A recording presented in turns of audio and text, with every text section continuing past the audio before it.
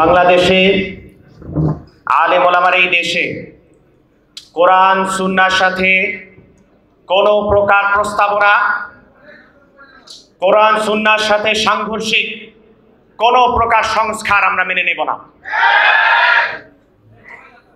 আমরা বিগত 16 বছর যে ফ্যাসিজমের বিরুদ্ধে লড়াই করেছি, আমাদের মনে রাখতে হবে এই ফ্যাসিজম বিভিন্ন রূপে, সাংস্কৃতিক থেকে নিয়ে শুরু করে রাজনৈতিক ফ্যাসিজম বিভিন্নভাবে আমাদের উপর সময়ে সময়ে চাপিয়ে দেওয়া হয়েছে।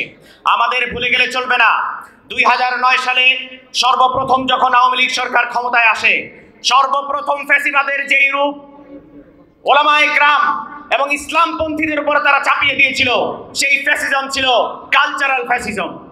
সেই সাংস্কৃতিক ফ্যাসিজমের মাধ্যমে আওয়ামী লীগ সরকার নারী নীতিমালার নামে কোরআন সুন্নাহর সাথে সাংঘর্ষিক আইন প্রণীত করার মাধ্যমে আলেম ওলামা এবং ইসলামপন্থী তৌহিদ প্রিয় জনতার সাথে যুদ্ধ ঘোষণা করেছিল।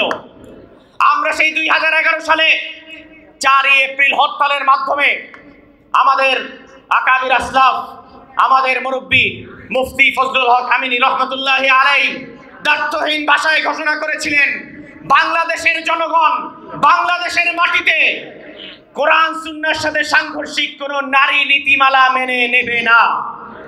আমরা তখনই আমাদের রায় জানিয়ে দিয়েছিলাম, কিন্তু দুঃখের সাথে পরিতাপের সাথে বলতে হয় 16 বছর লড়াইয়ের পরে যেই ফ্যাসিজম আমরা দূর করেছি, আজকে আবারও নারী সংস্কার কমিশনের নামে ভিন্ন রূপে আওয়ামী ফ্যাসিবাদের দোসররা আবারও সক্রিয় হওয়ার চেষ্টা করছে। আমরা আলেম ওলামার এই মঞ্চ থেকে স্পষ্টভাবে বলছি,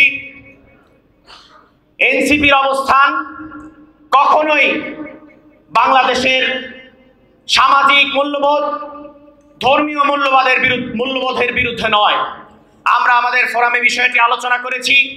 আমরা সুস্পষ্টভাবে নারী অধিকার কমিশনের নামে, সংস্কার কমিশনের নামে কোরআন সুন্নাহর সাথে সাংঘর্ষিক এবং ধর্মীয় মূল্যবোধের সাথে সাংঘর্ষিক যেই নীতিমালাগুলো, যেই প্রস্তাবনাগুলো তারা পেশ করেছে, তার বিরুদ্ধে আমরা আমাদের মতামত জানাবো ইনশাআল্লাহ।